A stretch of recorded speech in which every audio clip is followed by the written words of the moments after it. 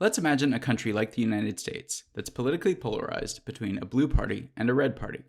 In a polarized country like this, you might see lots of charts like these in the media, showing big gaps in public opinion between the blue group and the red group. Charts like these might seem fairly harmless at first glance, but actually, by highlighting polarization, these charts can make it worse. In this talk, we're going to cover 3 questions. 1. Can charts drive social conformity? 2. Can polling charts influence attitude polarization? And then 3, do our design or framing choices make a difference? To explore this concept, we're going to unpack a controversial idea in the animal kingdom regarding canned pet food. For context, canned pet food has bipartisan support. Both sides love it. Canada produces some of the best canned pet food. Dogs love it in particular. But for some reason, cats seem to strongly prefer domestic canned pet food. So cats have proposed a policy called the Canadian Can Ban Plan, which says that the United States should ban canned pet food from Canada. This is Jake. He's a dog.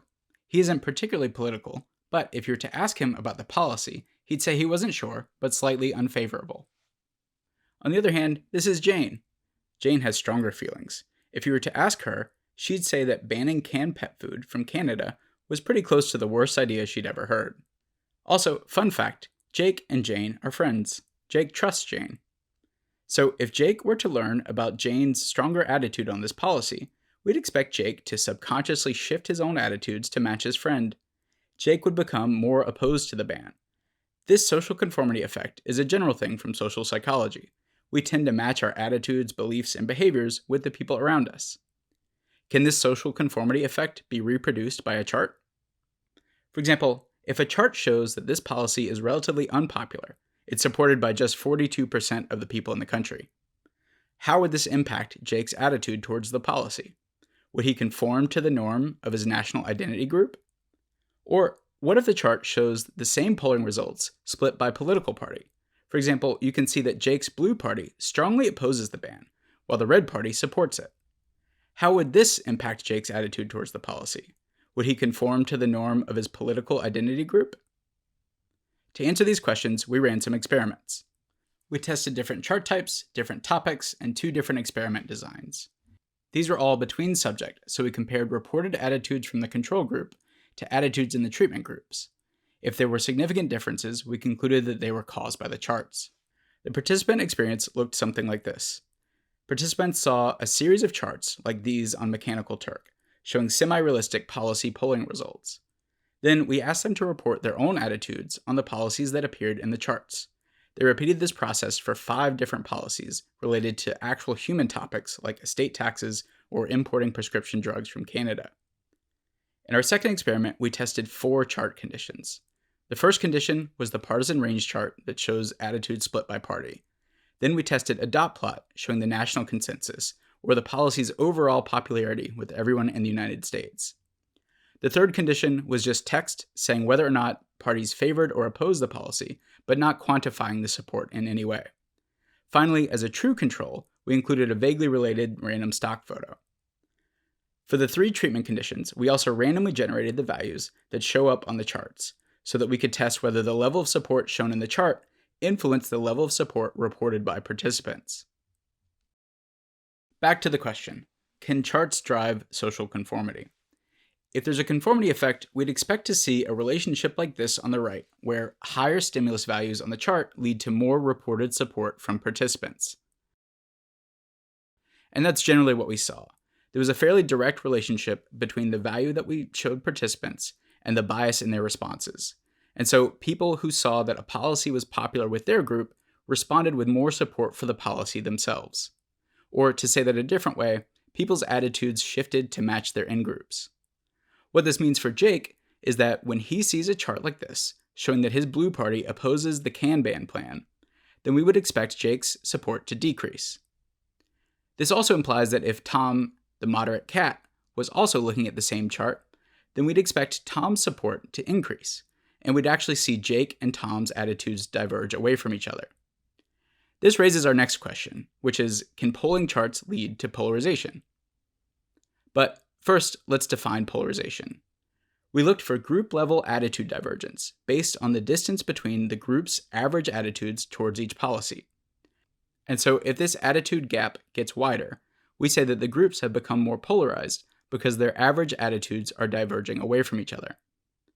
So what did this actually look like? We used bootstrapping to estimate the typical attitude gap between the parties for all 5 policies. For the control group, the gap was 11.7 points wide. For the consensus plot, the gap increased slightly, but not significantly. So the consensus chart did not reduce polarization like we expected, but at the very least, it didn't make it significantly worse. Next, the partisan text condition led to about a 15-point gap, and this was significantly wider than the gap for the control. This is expected based on prior political science studies. Finally, the partisan range charts show an even wider gap at almost 20 points. This is significantly wider than the control and also significantly wider than the text condition. Based on this, it seems like polarized policy polling charts can increase attitude polarization. To bring this back to our animal friends, this means given a partisan chart like this, we'd expect the groups to anchor to their parties and diverge away from each other. We found that the way that polling data is framed can influence polarization, but we also wanted to see if we could use design to decrease polarization and create convergence. In the experiment we just talked about, we thought that the consensus plot might pull people towards the middle. But even though the consensus plot was influential, it didn't seem to pull people together. In experiment 3, we used the same setup as before, but changed the chart conditions. We wanted to see if jitter plots that show attitude variability might reduce polarization by highlighting common ground. This was based on some prior work showing that partisan stereotypes drive a different kind of polarization, and that jitter plots can reduce stereotyping. What we found was that the jitter plots didn't really seem to change the results at all, and we essentially replicated our results from experiment 2. Again, the consensus chart had no effect, and the partisan chart led to a significantly wider attitude gap. So it seems like our best options are these two. They didn't seem to reduce polarization, but at least they didn't make it worse. So where does that leave us? We started with this premise from social psychology that attitudes are social and maybe contagious. We showed that this influence can be channeled through visualizations of public opinion. More specifically, if a chart shows that some idea is popular, the chart will make it more popular, and vice versa. One of the consequences of this is that the partisan chart can increase polarization as viewers' attitudes conform with the polarized attitudes of their political parties. And so, who cares? What should we do with this? There's a few design considerations that jump out from this. To the extent that these charts increase polarization, then they come with an implied social cost.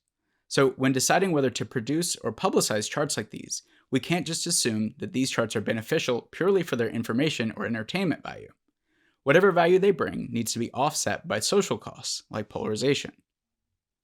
One alternative way to frame this data is just showing attitudes for the whole population, or at least not splitting the results by political party. These charts didn't reduce polarization like we expected, but they're still lower risk since they didn't seem to make it worse. But even though these charts might be lower risk, they still have some ethical considerations because they are still influential.